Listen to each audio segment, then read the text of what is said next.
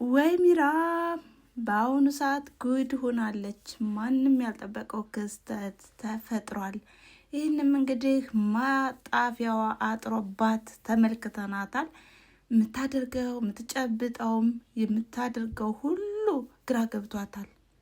የሰው ሕይወት ስትበጠብጥ ቆይታ በስተመጨረሻ አሸናፊ ነኝ እያለችም ከራሷ ጋርም እያወራችና ስትመጻደቅ ቆይታ አሁን ላይ ጉድ ሆናለች።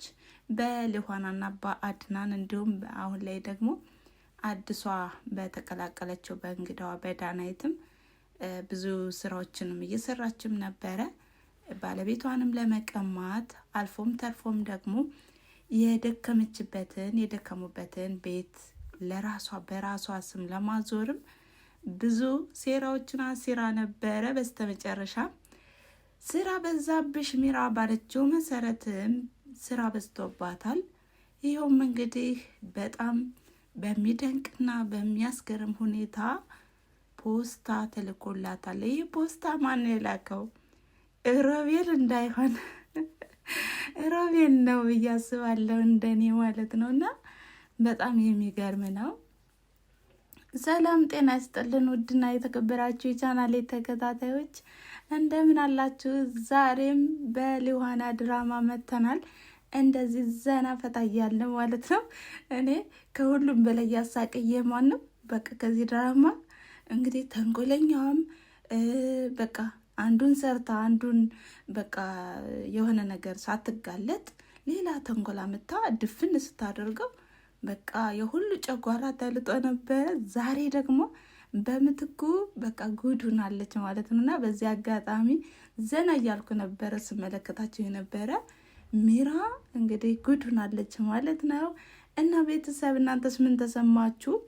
ይሄንን ፖስታ ማን የላከው ብላችሁ ታስባላችሁ? ሮቤል መሆን አለበት። ሮቤል አልሞተም። እና እንግዲህ የሆነ በቃ አሽሽልኛ ያለችውን ሰው እንግዲህ ያው ሆስፒታል ይዞ ትዷል ብዬ አስባለሁ።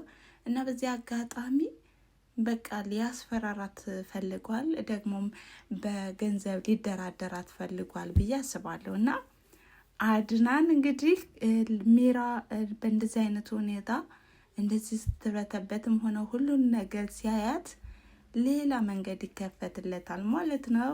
እና በጣም ደስ የሚል ፓርት ላይ ነን። አሁን ደግሞ ትንሽ ዳናይት ውሸት ስለዋሸች ከባለቤቷ ጋርም አሁን ልትጣላ ነው።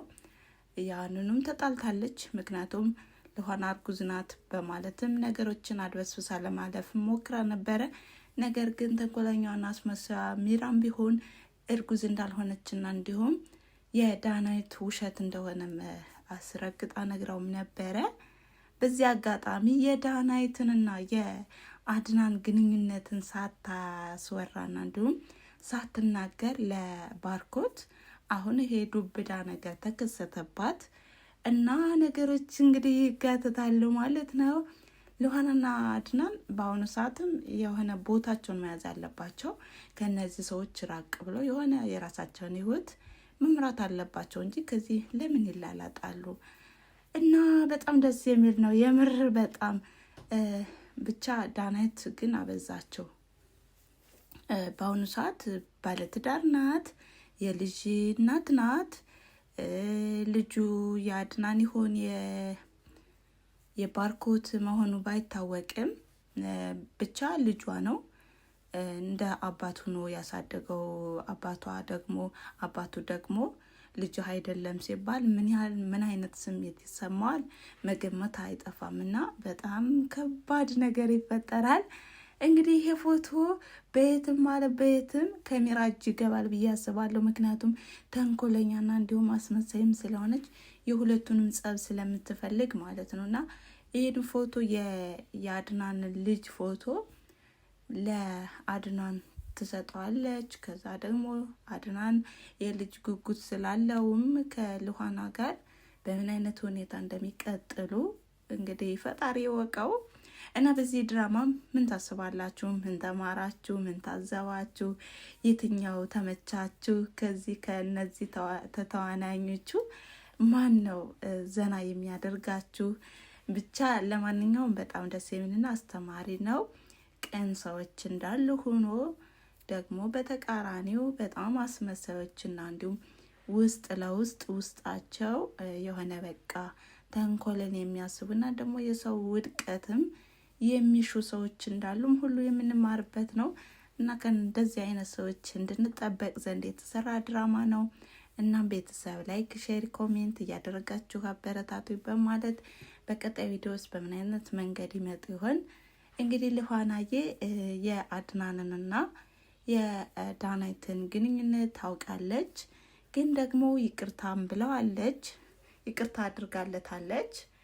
ደግሞም ስለመቀና ነው። ደግሞም የቀደም የኋላ ታሪክና የኋላ ህይወትም ቀርቷል። ፎቶንም አቃጥየዋለሁ ባላት ጊዜም በጣም ነው ደስ ያላት ማለት ነው። ከዚህ ላይ በጣም ጥሩ ሆነዋል። አድናንና ልኋና እውነተኛ ፍቅር እንዳለም ይለያል እና በዚህ አጋጣሚ ልኋናም እንግዲህ ተመልሳለች።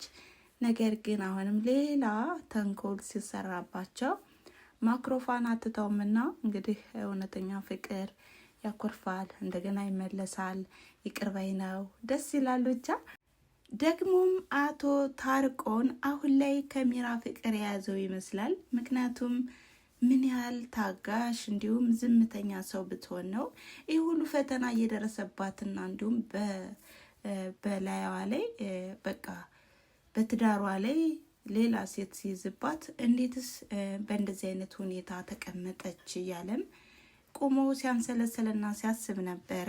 እንግዲህ ፍቅር የያዘውም ይመስላል ያው በተለሳለሰ ቃልና እንዲሁም በአስመሳይነት ቃልም ስለቀረበችው እና በዚህ አጋጣሚ ደግሞ ዳናይትም ዋሽታለች ብላም ዳናይትንም እንዲጠላት ስላደረገችም እንግዲህ በምን አይነት መንገድ ይመጣ ይሆን? አቶ ታርቆን ሚራን ቀረብ ብሎ አፈቅርሻለሁ ወድሻለሁ ሊሆን ወይስ ምንድን ነው? እና አስመሳይ ሰው መቼም እስከዚህ ድረስ ነው። ልክ ጥሩ መልካም ነገር እንደሚያደርጉና እንዲሁም በቃ እነዛ ሰዎች መልካም ሰዎች እንዲሁም ታጋሽ ሰዎች ምንም እንኳን ቢበድሏቸው ምንም የማይናገሩና እንዲሁም ትዕግስትን መርጠው የሚቀመጡ አይነት መስላን የታየችው ማለት ነው ሚራ። በዚህ አጋጣሚ አሁን ላይ አቶ ታርቆንን በፍቅር ታጠምደዋለች። ነገር ግን ያው የውሸትም ስለሆነ ለገንዘብም ብላ ስለቀረበችው እንግዲህ ከዛ በፊት የሆነ ነገር ታምርም ተፈጥሮ እንዲሁ ሚራም ቢሆን ተንኮላ ተጋልጦ ወደ እስር ቤት ከመግባቷ በፊት የሁሉ ነገር በቃ ገንዘቡን ወደ እሷ ስም ካዞረችው ተበልቷል ማለት ነው። ከዛም ደግሞ ያለው ነገር ተረጋግቶ እንዲሁ ዳናይት ደግሞ ባለቤቴን ነው በቃ ወደ ባለቤቴ መጠቅለል አለብኝ ብላም ሰከን ብላ የራሷን ህይወት የምትመራ ከሆነች ጥሩ ህይወትን ይኖራሉ ማለት ነው። ነገር ግን አሁን ላይ ሚራም ቢሆን ሻንጣዋን እየፈተሸች እና እንዲሁም ቪዲዮን እንዲሁም ፎቶን እንዴት አድርጋ እንዳገኘችውም ስታውቅም ይህ ሁሉ ማስመሰልና እንዲሁም ማታለልም በሚራ ላይ እንዳለም ጠንቅቃ አውቃለች እና ደግሞ የሆነ ነገር ተንኮል ማስበሽ ከሆነ ለሚፈጠረው ነገር ሁሉ ራስሽን አዘጋጅ ብላታለች እና እንግዲህ ሚራና ዳናይትም ቢሆን ፍጥጫቸውን ቀጥለዋል ማለት ነው። ሁለቱም ኃይለኞች ይመስላሉ። ዳናይትን በዝምታ ይዘው ነው እንጂ ሲነሳባት ጠበቅ ያለች ሰው ትሆናለች ብዬ አስባለሁ። እና በቀጣይ ቪዲዮ ውስጥ በምን አይነት መንገድ ይመጡ ይሆን? እንግዲህ የአድናንን ልጅ ፎቶ እንጠብቃለን ማለት ነው በቀጣይ ቪዲዮ። እስከምንገናኝ ድረስ ለዛሬ የነበረ ቪዲዮ ይሄን ይመስል ነበረ። ስለተከታተላችሁ ከልብ አመሰግናለሁ በማለት በዚሁ ሰናበታችኋለሁ። ቻው ቻው።